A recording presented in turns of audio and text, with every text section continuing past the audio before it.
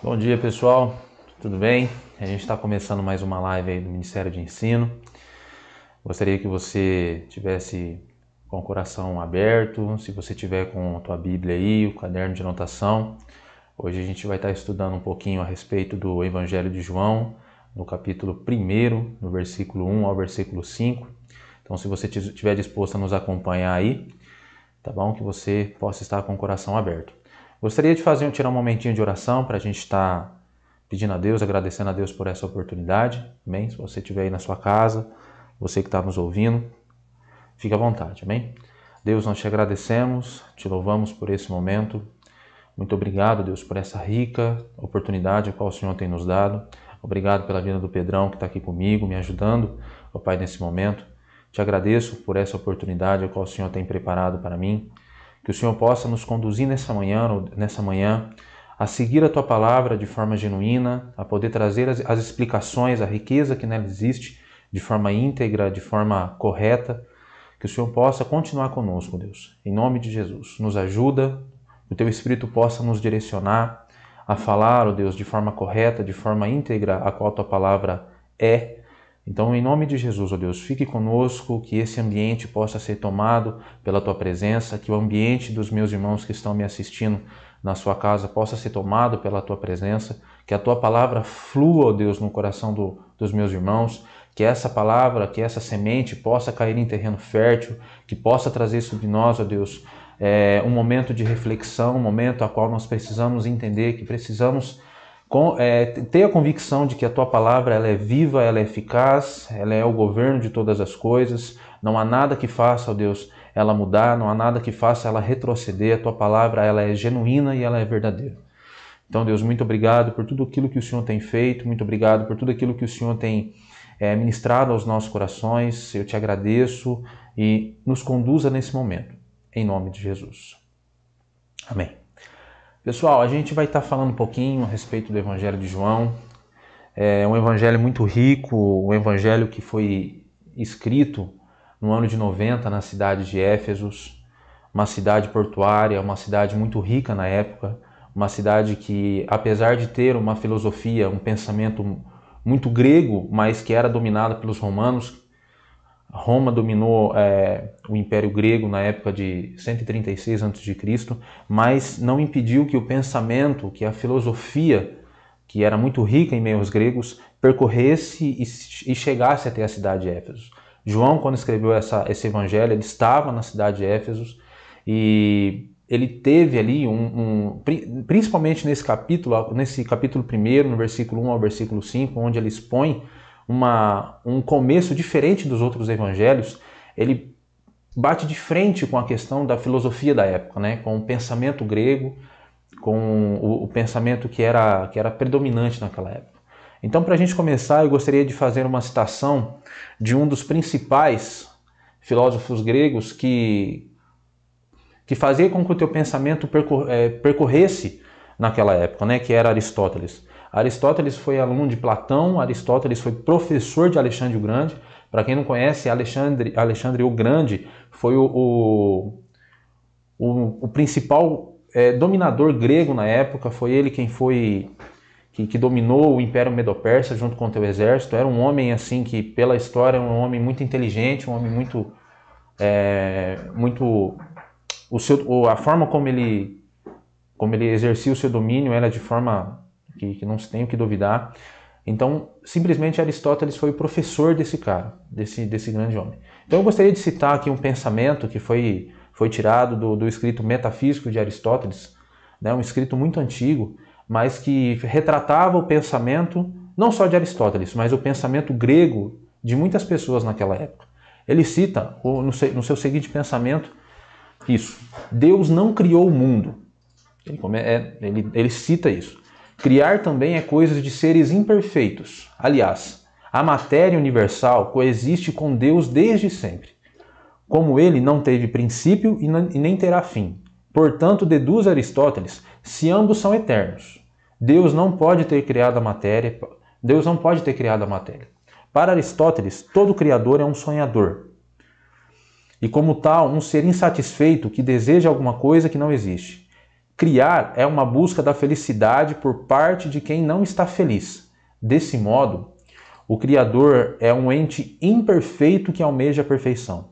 Ora, Deus é perfeito, não podendo, por isso, ser insatisfeito ou infeliz.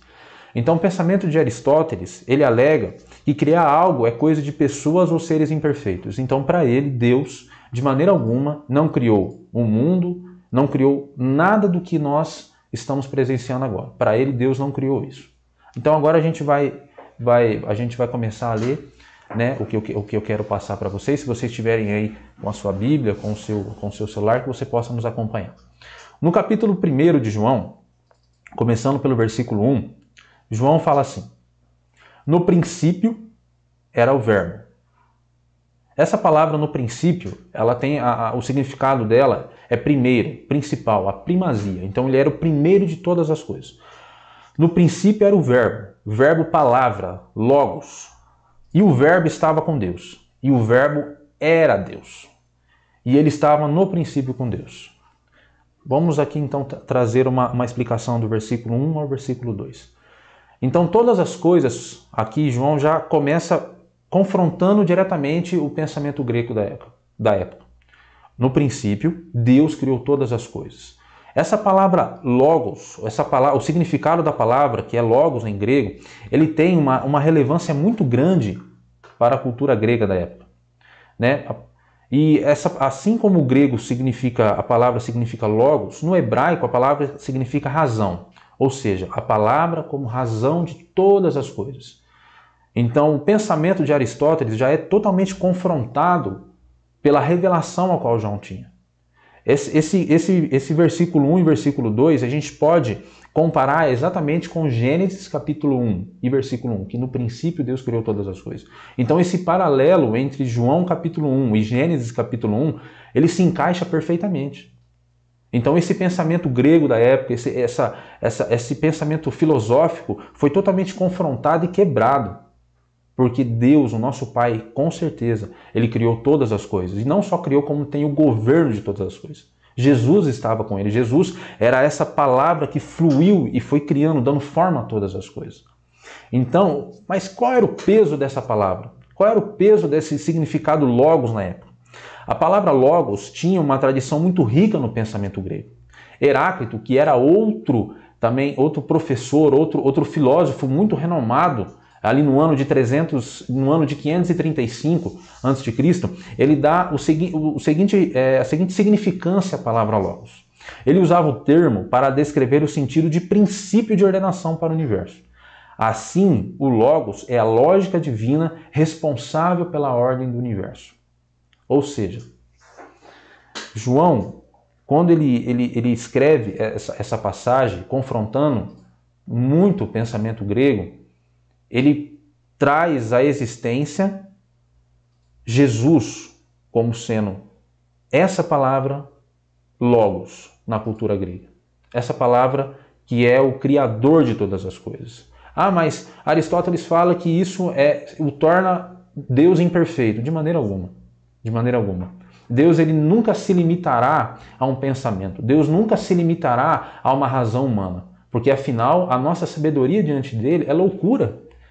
Então ele não precisa de explicações. Então ele não precisa fazer a gente entender e criar no nosso coração ou gerar no nosso coração um entendimento, porque ele criou, ele é imperfeito. De maneira alguma. Deus como criador de todas as coisas, Deus como fundador, o princípio, o início, o meio e fim de todas as coisas, ele jamais deverá alguma coisa para nós. Ele jamais.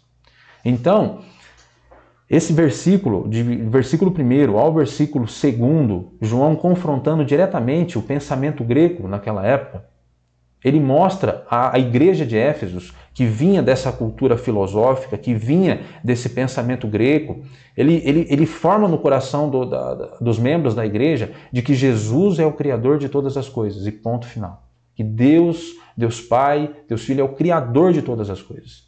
E não há nenhum tipo de pensamento filosófico, não haverá nenhum tipo de questionamento da época que possa reverter essa situação. Então, para mim, quando João ele começa dessa seguinte forma, diferente dos outros evangelhos, ele traz uma revelação muito fantástica para nós.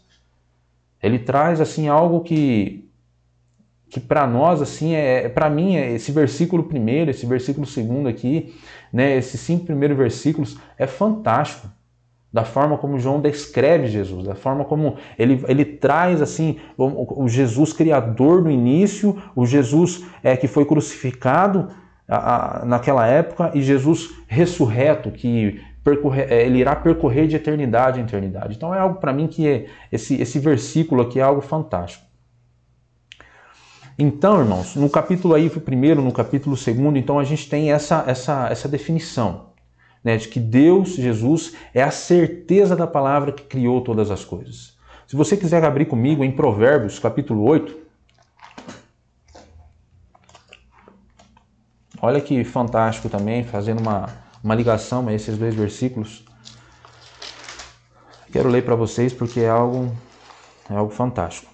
Provérbios capítulo 8, versículo 22 ao versículo 30.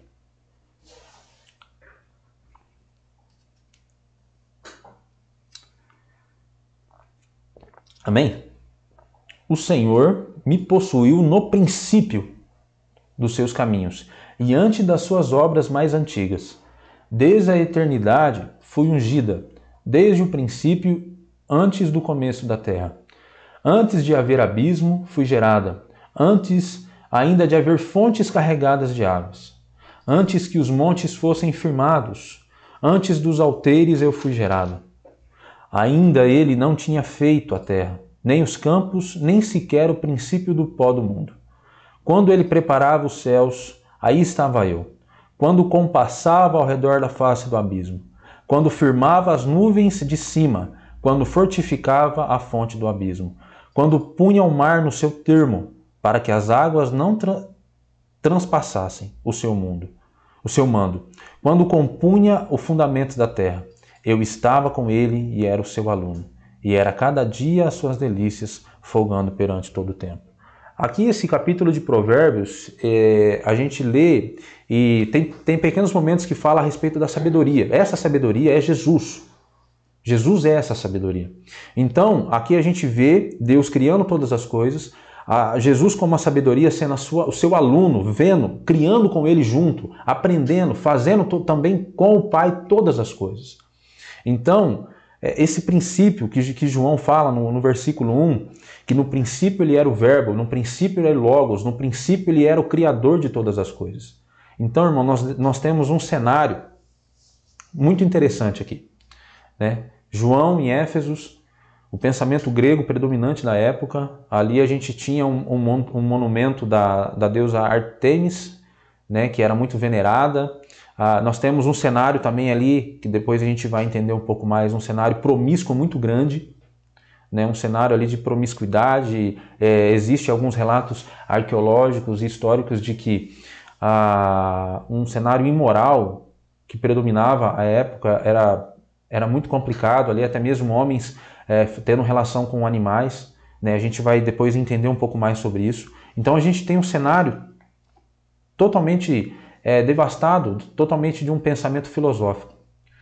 Mas aí João aparece dando esse ensinamento fantástico para nós, quebrando isso e cravando no nosso coração, tendo a convicção, quebrando também as filosofias que ainda até hoje percorrem, de criacionismo, de evolucionismo, quebrando tudo isso, mostrando, porque essa palavra, irmão, a palavra do Senhor, ela é viva e ela é eficaz, entendeu? Tu pode passar todas as coisas, mas a palavra do Senhor, ela permanece para sempre.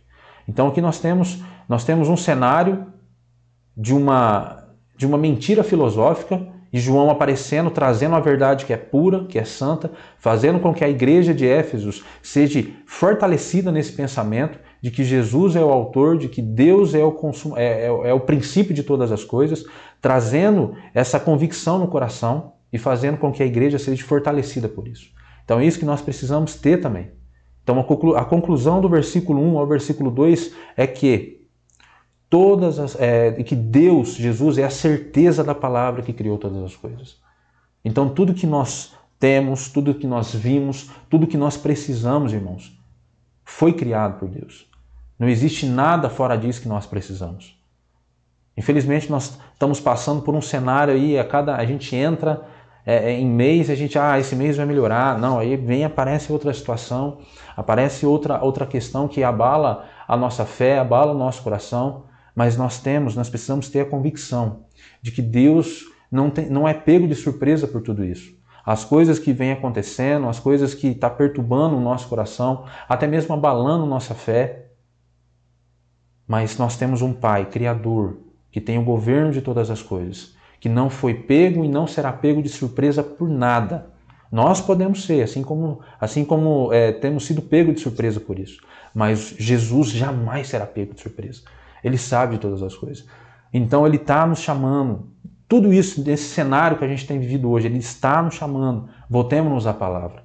Vamos crer no Criador de todas as coisas, que Ele é o governante, que Ele tem o governo, Ele tem o poder de todas as coisas, e nada escapa. E nada escapa diante dos teus dedos, nada foge, Ele não perde o controle, Ele tem o controle. O equilíbrio, tudo, Ele tem o governo de todas as coisas. Amém? Então, partindo para o versículo 3... Todas as coisas foram feitas por Ele, e sem Ele nada do que foi feito se fez. Amém? Então nós temos aqui mais um versículo que fala que todas as coisas foram feitas por Ele. Tudo. Tudo que existe em nós, o nosso corpo, o nosso DNA, tudo foi feito pelo nosso Deus. Tudo foi feito por aquele que insiste em nos chamar dia após dia. Você é meu, volta para mim, todas as coisas, inclusive nós, o nosso coração, inclusive tudo aquilo que rege, que trabalha em nós, foi feito por Ele. Nós somos a criatura do Senhor, nós somos filhos do Senhor. Nós somos isso. E abra comigo ali em Colossenses 1. Sendo Deus o Criador de todas as coisas. Aqui em Colossenses nós vamos ver algo que Deus criou especificamente para nós, primeiramente para o teu filho, e o seu filho nos ensina que nós devemos também ter isso. Colossenses capítulo 1. Algo interessante, muito bom para a gente estar meditando. Colossenses aqui, parece que ele fugiu da minha Bíblia. Colossenses capítulo 1. Colossenses capítulo 1, no versículo 16 ao versículo 20. Amém? Você puder nos acompanhar aí, esse é um versículo fantástico, um capítulo e essa sequência de versículo fantástico. Colossenses capítulo 1, versículo 16. Porque nele foram criadas todas as coisas. Porque em Jesus foi criado todas as coisas. Que há nos céus, na terra, visíveis e invisíveis, sejam tronos, sejam dominações, sejam principados, sejam potestades. Tudo foi criado por Ele e para Ele. E antes de todas as coisas, e todas as coisas subsistem, foram feitas por Ele. Ele é o cabeça do corpo da igreja, o princípio, o primogênito de dentre os mortos, para quem tudo tenha uma preeminência.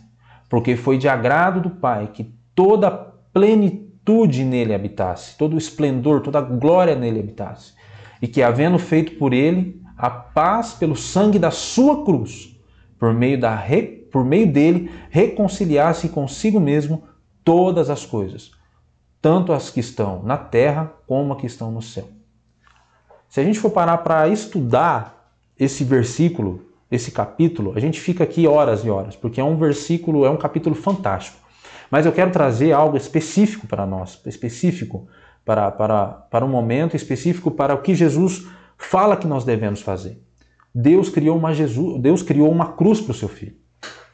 Deus criou essa cruz para que ele nos reconciliasse por meio do teu filho.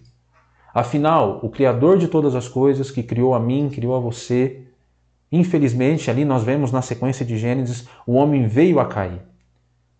Então, por meio do seu filho, por meio da cruz, por meio dessa renúncia, por meio dessa morte, ele nos reconciliou novamente.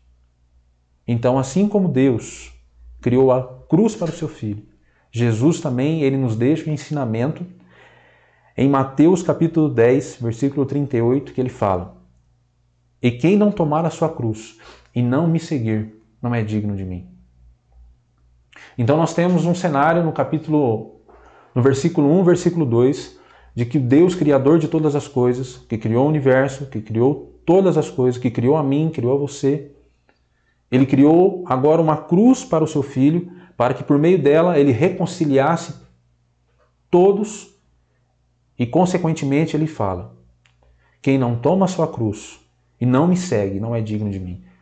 Então assim também somos nós. Ele criou uma cruz, essa cruz de renúncia, essa cruz de morte, essa cruz para que nós venhamos entender que aquele que ama a sua vida não é digno da vida de Deus. Aquele que se preocupa, aquele que vive apenas para si mesmo, não é digno daquele que criou todas as coisas. Então aqui nós já temos um cenário onde o Deus Criador de todas as coisas, que criou uma cruz para o seu Filho, e o seu Filho, que por meio dela reconciliasse todas as coisas, nos ensina que nós venhamos tomar a nossa cruz, para que possamos seguir os seus ensinamentos, seguir os seus passos. Então, irmãos, essa cruz que nos religa até o Criador de todas as coisas, é que nesse tempo, nesses dias, nós precisamos voltar a ela. Um dos pecados que mais perturbava a igreja de Éfeso naquela época era o pecado imoral, o pecado da promiscuidade, o pecado sexual. E hoje nós temos um cenário muito grande em relação a isso. Infelizmente, o nosso país é o segundo maior produtor de pornografia que existe. Infelizmente, o nosso país, o adultério, por consequência de traição, ele cresce dia após dia. Nessa época de quarentena, o acesso de pornografia, ele bateu lá em cima, ele subiu os números subiram de forma assustadora. O nosso país sofre com o pecado imoral. O nosso país tem sofrido com isso. E a cruz de Cristo, a cruz do Senhor, a cruz que Ele pede que venhamos tomar, Ele confronta diretamente esse pecado imoral. Uma das consequências que nós temos vivido, porque todos esses sinais que têm ocorrido nesse tempo, é o Senhor nos alertando, é o Senhor mostrando para nós, nos chamando de volta. Então nós temos que sentar, analisarmos, vermos a nossa vida, trazer uma análise segundo a palavra do Senhor para dentro dos nossos corações e vermos: Senhor, nós estamos seguindo aquilo que o Senhor quer? Será que a cruz do Senhor ainda está viva dentro de nós? Falo por mim mesmo, falo de mim, começando de mim. Não quero aqui trazer um senso de julgamento sobre vocês, a qual eu não trouxe primeiramente sobre mim. Então Deus, que criou todas as coisas, que criou uma cruz para o seu Filho, para que Ele religasse novamente essa questão de filiação, tirasse sobre nós o espírito de orfandade, de rejeição e trazesse sobre nós essa paternidade. Ele quer que venhamos tomar a nossa cruz e seguir os ensinamentos, os passos dele. O tempo, hoje, a agonia, o mundo chora, o mundo clama, há uma ardente expectativa para a manifestação dos filhos. E essa expectativa, ela será suprida não por homens e mulheres que seguem os seus próprios pensamentos, mas por homens e mulheres que manifestam a glória de Deus, que manifestam uma vida de cruz, uma vida de renúncia e que faz desse caminho um caminho vivo. Então vamos analisar comigo, vamos analisar esse momento. Será que a cruz que o Senhor criou para mim, ela está viva ainda dentro de mim ou ela já se perdeu? Vamos fazer essa análise, ainda há tempo. Todas as coisas que estão acontecendo, Deus está usando essa circunstância para nos alertar, para nos chamar, para criar dentro de nós uma reflexão. Senhor, onde eu estou errando? Me ajuda a entender, para que eu venha novamente tomar a cruz que o Senhor preparou para mim e seguir-te.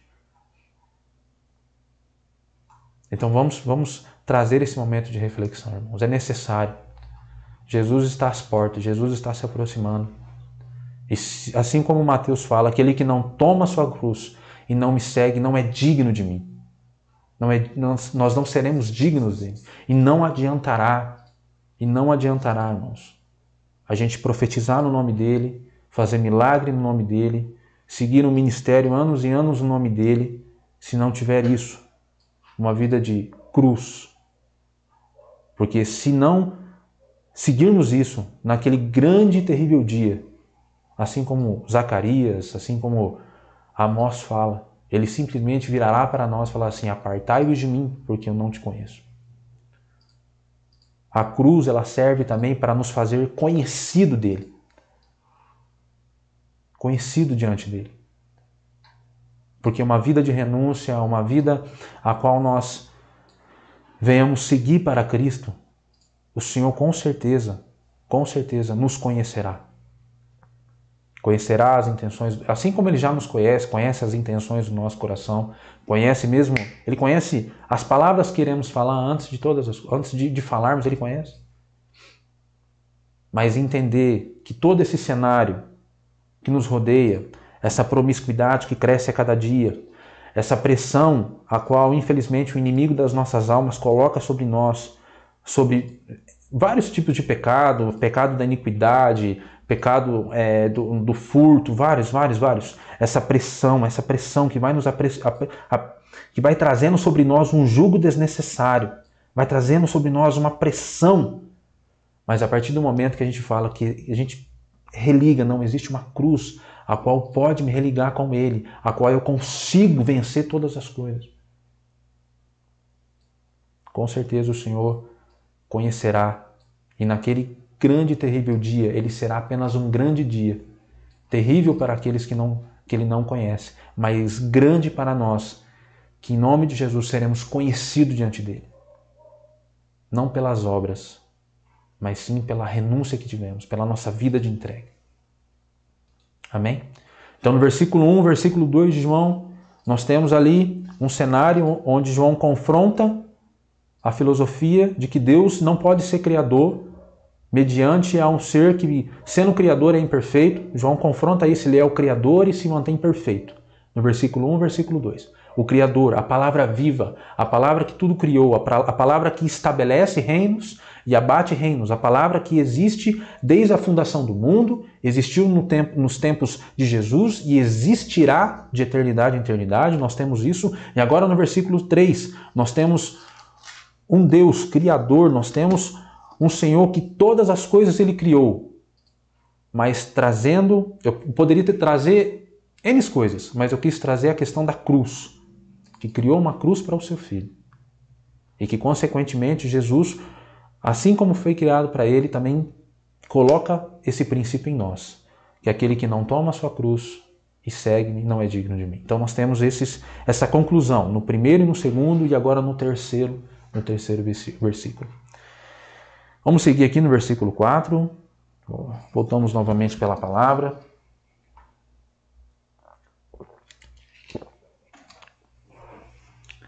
Versículo 4, do capítulo 1 de João.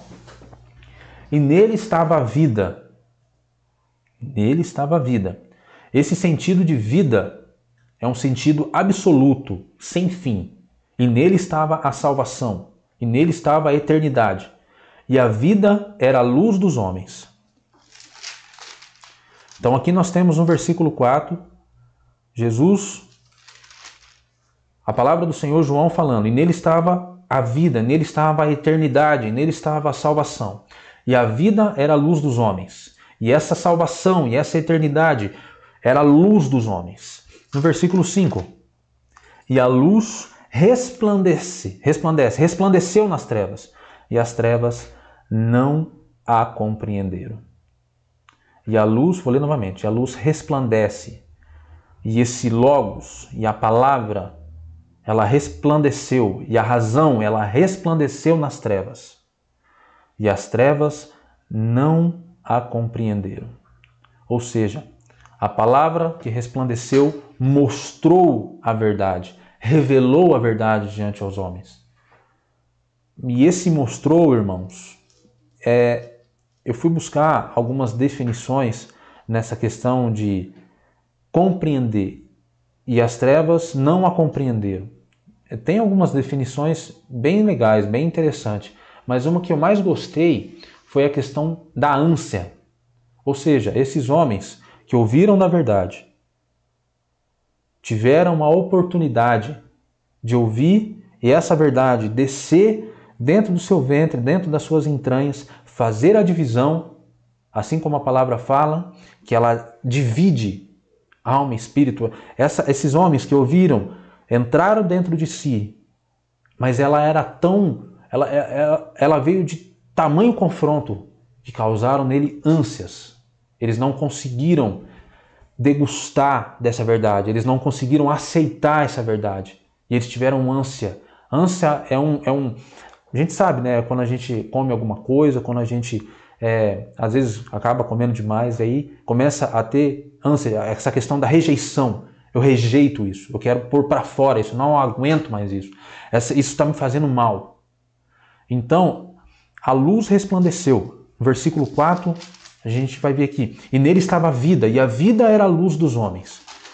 E essa luz, esse logos, essa palavra, ela resplandeceu, ela simplesmente foi glorificada, essa palavra viva, esse logos vivos de Deus. Jesus foi glorificado, foi mostrado diante dos homens. A sua pregação, a palavra que fluía de dentro dele, já que ele era o logos vivo, aquilo fluía de uma forma eterna, de uma forma a qual nós não conseguimos compreender. Ela fluiu diante dos homens. Mas os homens a rejeitaram, tiveram ânsia, não conseguiram suportar o poder do seu confronto, o poder da cruz que emanava nele, o poder das coisas que ele negou, da vida que fluía nele, não suportou. E então aqui nós temos essa definição de ânsia, que é aquelas pessoas que ouviram, que foram ministradas por essa palavra viva, por esse logos vivo, mas não a suportou. E quem são essas palavras? E quem são essas pessoas? Essas pessoas são aquelas que nunca ouviram de Jesus? Ou são aquelas pessoas que, ouvindo de Jesus, optaram por não receber? Optaram por não aceitar aquilo ao qual Jesus nos ensina? Com certeza são essas pessoas que optaram, ouvindo a palavra, optaram por não segui-la. Isso não equivale, isso não vale, isso não serve, irmãos, para aqueles que não ouviram a palavra, não tiveram o ensinamento da palavra. Isso vale para nós, no nosso dia a dia. Às vezes nós que já meditamos na palavra, lemos a Bíblia, temos os nossos devocionais, às vezes surge uma situação, às vezes surge um momento que o Senhor traz sobre nós um confronto de mudança, um confronto de cruz, e a gente opta, não, eu não aceito isso, isso é pesado demais, Jesus não pode fazer isso comigo. Irmãos, nós temos que entender que o próprio Deus agradou em moê-lo a Cristo. O próprio Deus. Ele teve de agrado, assim como está escrito em Isaías, ele teve de agrado a moer o teu próprio filho. E esse de agrado, é o significado de agradou a moê-lo, é o significado de ele teve prazer em moê-lo a Cristo. Ele teve prazer nisso. Se o próprio Deus teve prazer em entregar, foi de comum agrado ele entregar o seu próprio filho para morrer pela morte de cruz. O que esperar de Deus para nós? Um evangelho romantizado? Algo fácil demais para se viver? De maneira alguma. Quem somos nós? Se a igreja de Atos, ela percorreu a sua existência através de perseguições, através de mártires. Quem somos nós para sermos poupados, irmãos? Quem somos nós? De maneira alguma. O Senhor também, Ele quer a cada dia nos confrontar, nos moer, para que a nossa vida seja dele. Para que nós venhamos simplesmente entender que esse corpo, essa alma que grita dentro de nós pertence a Ele. Pertence a Ele. Eu gostaria aqui de trazer apenas um versículo que eu lembrei, acabei não passando para o Pedrão, mas de uma referência muito interessante, né, que eu também estava estudando esses dias, uns devocionais que eu estava fazendo, e ela se encaixa nisso que eu estou te falando. Está em Gênesis, se você quiser anotar aí. né? Não estava no script, mas ela se encaixa na questão do estudo que nós estamos tendo. Em Gênesis capítulo 2, no versículo 7, ali nós temos, né, Deus criando todas as coisas, criando o sol, as estrelas, criando o universo, criando todas as coisas, e agora nós temos Deus criando um homem. E formou o Senhor Deus o homem do pó da terra e soprou em seus narizes o fôlego de vida. E o homem foi feito alma vivente. Esse fôlego de vida, na definição no hebraico, ele tem ali, você puxa no hebraico, ele tem várias definições, né? Mas uma definição interessante que eu achei foi que esse fôlego de vida, quando o Senhor sopra em nós, é um senso de domínio sobre nós, é um senso de poderio sobre nós. Então todas as coisas Deus criou, mas sobre o homem ele não só criou, como soprou o fôlego de vida. Então desde a criação ele nos criou para nos fazer entender que nós somos dele, nós pertencemos a ele. Entendeu, irmãos? Então eu queria trazer essa definição que em um dos devocionais que eu estava, eu fui pesquisar, que eu achei muito interessante, e se encaixa nessa questão da palavra. Então esse fôlego de vida, esse soprar sobre nós, ele soprou sobre os nossos narizes, É um significado de que nós pertencemos a ele desde a criação de todas as coisas. Nós somos dele, nós fomos feitos para sermos dele e de mais nada. Nós não fomos criados para sermos do pecado, para vivermos uma vida de pecado, para vivermos uma vida longe dele. Pelo contrário, ele nos criou com o intuito de sermos dele. E agora, pela morte, a reconciliação do teu Filho, ele nos reconciliou novamente para entendermos que somos dele. E essa cruz, a cruz a qual Jesus fala em Mateus, tome a sua cruz e siga-me. Se você não tomar a sua cruz, você não é digno de mim. Ela nos reconcilia, ela nos faz entender que somos dele. Amém, irmãos? Então eu gostaria de trazer esse pequeno momento de que se encaixa, né, nisso que nós estamos dizendo, para fazermos entender que somos dele, que essa palavra que nós estamos ouvindo, essa palavra a qual nós temos os nossos devocionais, ela nos direciona a ele. E ela pode causar um confronto dentro de nós. Às vezes, uma ferida, às vezes, mas Senhor, eu vou perder, Senhor, eu vou... Ela vai causar isso dentro de nós. Mas que não venha causar e que nós não venhamos ser essas pessoas que, causando ânsia, iremos rejeitar a palavra do Senhor, a palavra viva do Senhor. Então, eu gostei muito dessa definição. A luz resplandeceu, o Logos resplandeceu. O Senhor, em glória, resplandeceu nas trevas, no pecado.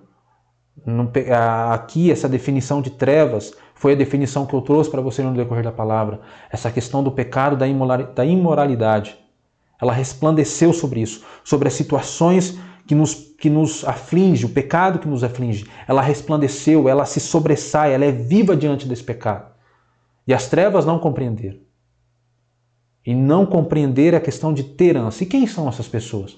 Assim como eu já falei, são pessoas que ouviram a verdade e renunciaram, não quiseram, não optaram por essa verdade. Abra comigo em Romanos 1. Nós vamos ver um pouquinho quem são essas pessoas.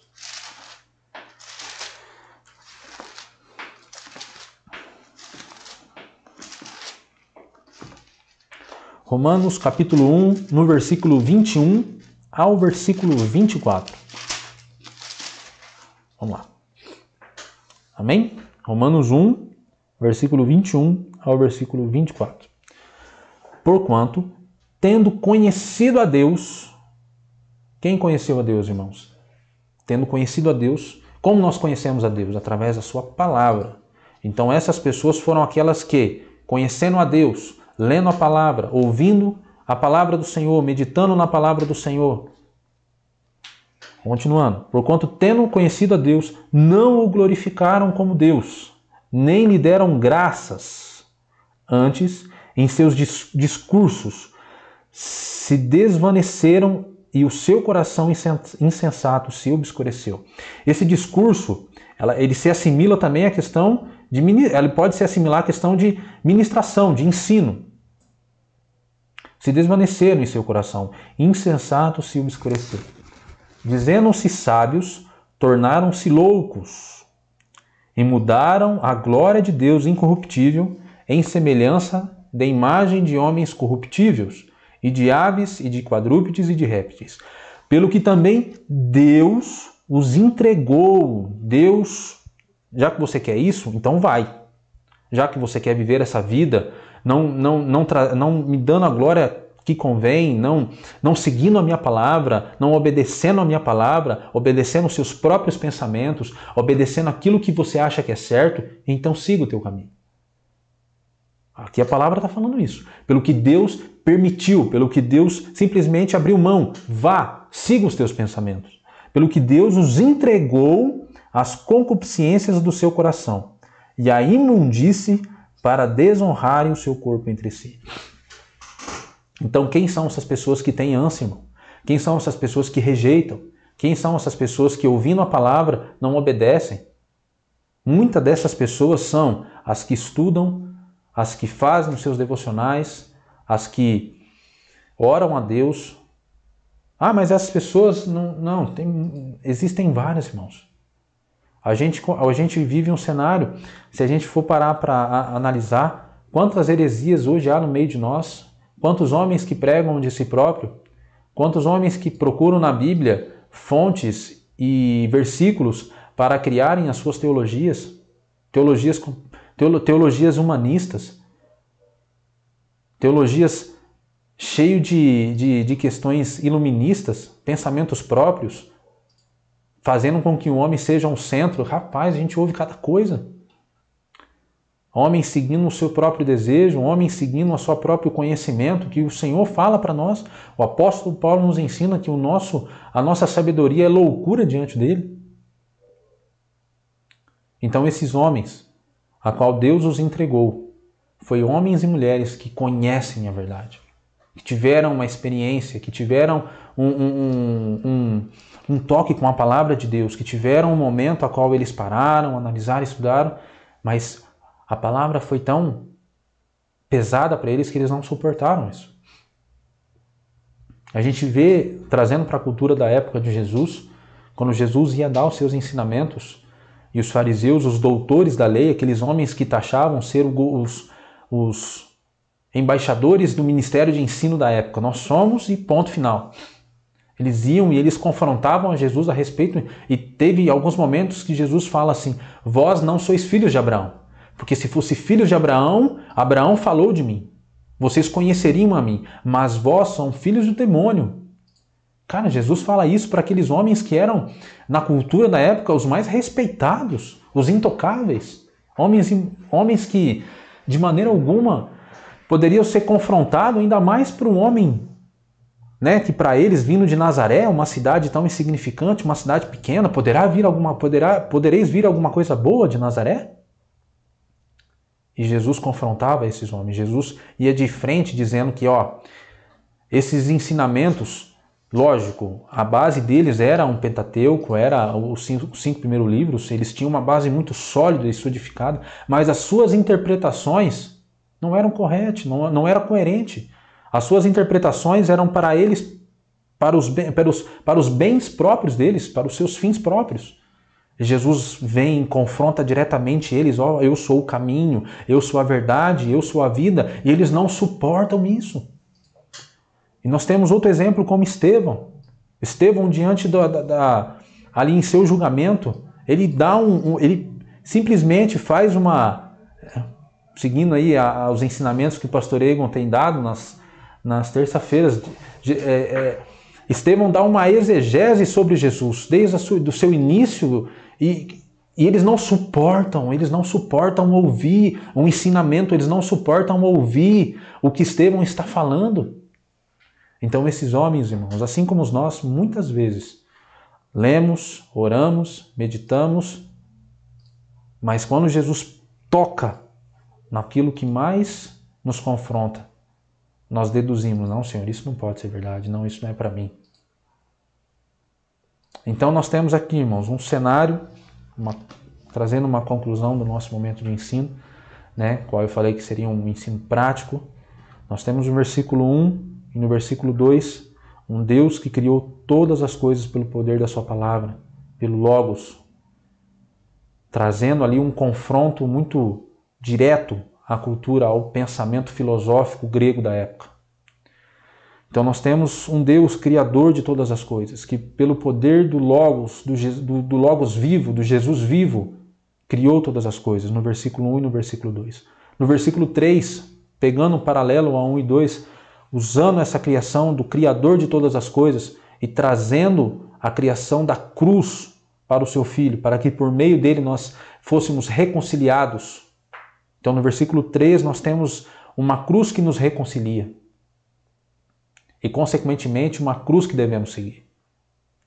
E no versículo 4 e no versículo 5 nós temos essa questão de que a luz, a Logos de Deus, resplandeceu sobre as trevas, e as trevas não o compreenderam. A palavra viva que criou todas as coisas, a palavra viva que foi entregue na cruz do Calvário para nos reconciliar, a palavra viva que depois da sua morte e ressurreição teve esse resplendor de glória sobre as trevas, e que através dele, a palavra dele se achegou até nós, e as trevas não o compreenderam. Essa palavra viva não foi compreendida, mas não fez com que ela não seja glorificada. Essa palavra viva que por muitos a rejeitaram, por muitos foram rejeitada, mas que ela vive até hoje. Ela traz sobre nós essa compreensão de que nós precisamos deixar ela trabalhar dentro de nós, para que a vida que existe nela e flua dentro dela, flua dentro de nós. Que ela venha nos mudar, que ela venha nos confrontar. Então esse ensinamento que eu trouxe para vocês, espero que tenha sido um ensinamento prático, um ensinamento que fique cravado no seu coração, a qual nós temos um Deus criador de todas as coisas. Mas Ele também tem uma cruz que venhamos seguir. E que através da cruz, a Tua Palavra, nos confronta dia após dia. Então, irmãos, eu espero ter passado para vocês aí esse momento de ensino, esse momento de reflexão.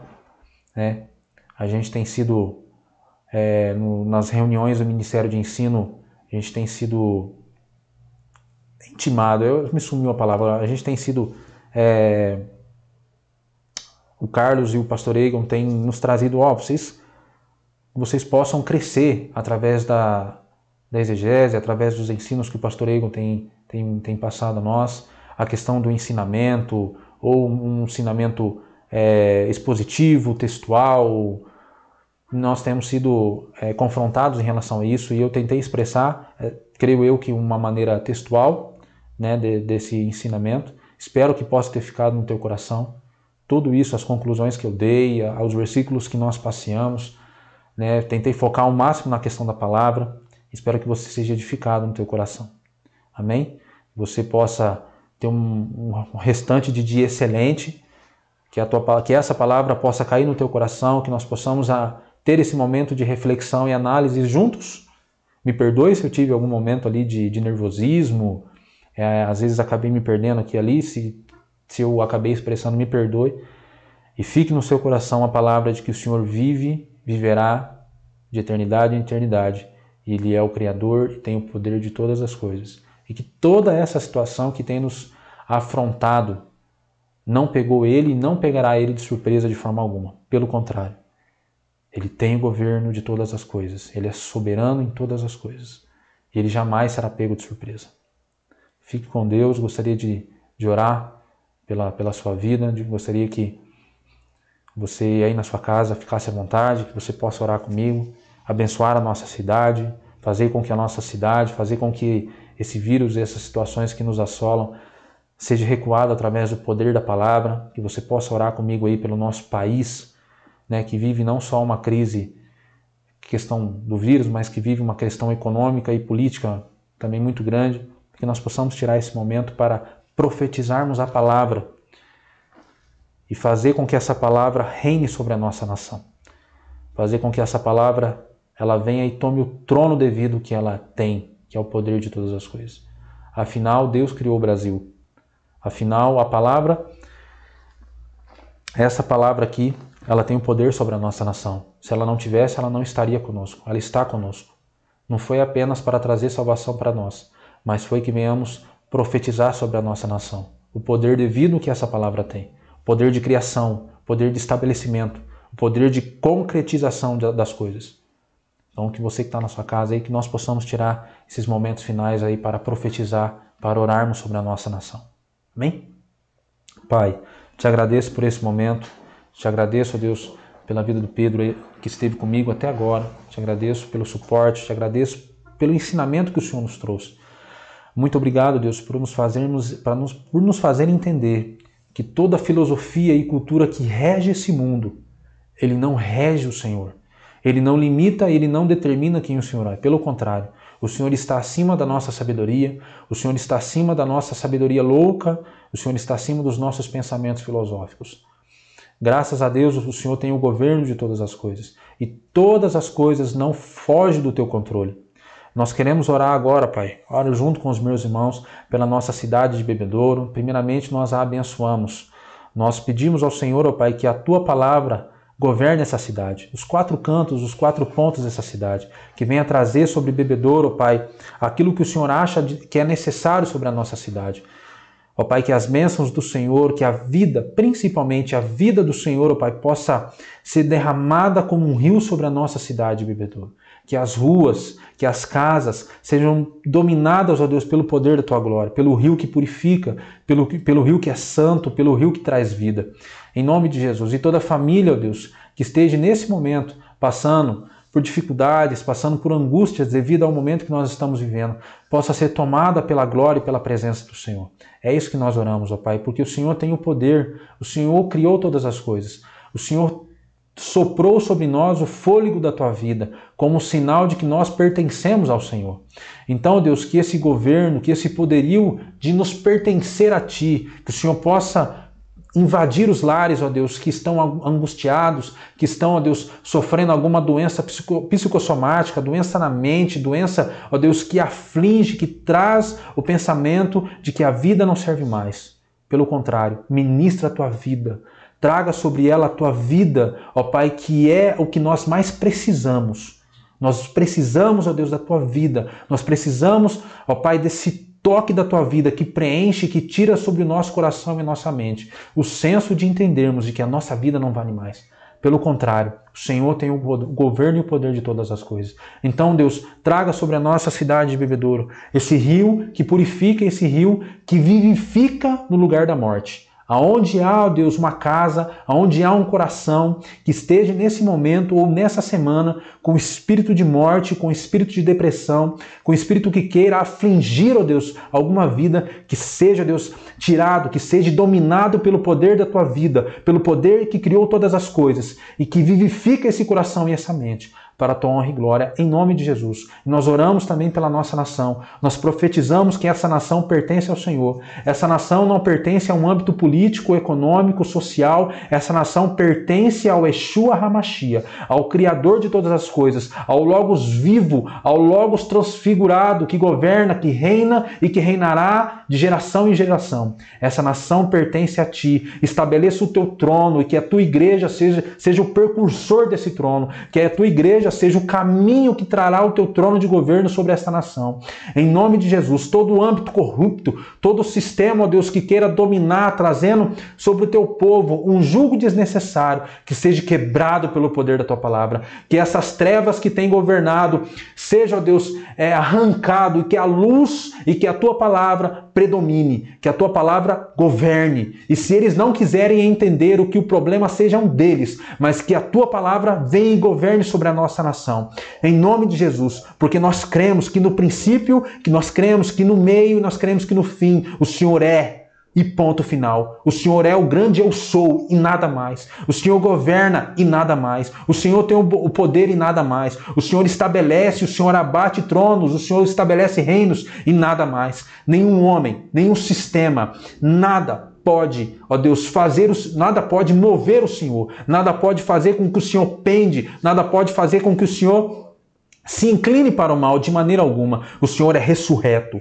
A tua palavra não existe variação de erro, pelo contrário, a tua palavra ela é reta, ela é íntegra, ela é de um caráter que nós não conseguimos medir. Então venha, Deus, estabeleça o teu trono e o teu governo sobre a nossa nação. Use a tua igreja, purifique a tua igreja, nos purifica a tua noiva, para que ela seja, Deus, o caminho que levará o governo do Senhor sobre essa nação. E que todas as promessas e que tudo aquilo que o Senhor tem para essa nação, para a família, para a pessoa de forma individual, palavra, ó Deus, que está presa no mundo espiritual, que seja liberada sobre nós, que a igreja se mova, batalhe, exerça o poder que existe na tua palavra, o Logos vivo, Criador, que tudo isso que está no mundo espiritual seja derramado sobre essa nação, em nome de Jesus, e que corações sejam tocados, que vidas sejam transformadas e que a salvação do Senhor alcance todo o âmbito cultural, social sobre a nossa nação, em nome de Jesus. E que essa nação, ó Deus, seja uma nação, continue sendo, mas agora, uma nação abençoadora de nações. Em nome de Jesus, que não só vai tocar as nações com seus bens do fruto da sua terra, mas que vai abençoar as nações com aquele que é o fruto eterno, que é a tua palavra, em nome de Jesus. É isso que nós oramos e profetizamos e cremos, porque a tua palavra é viva e ponto final. Em nome de Jesus. Amém. Deus abençoe, fiquem com Deus e até a próxima.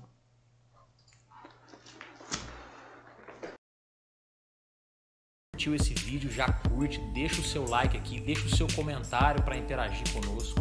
E também compartilhe com seus familiares, com seus amigos, porque eu tenho certeza que essa mensagem vai alcançar pessoas, vai transformar a vida de pessoas. Se você ainda não é um inscrito, já se inscreva no nosso canal. Deus abençoe e nos vemos no nosso próximo encontro.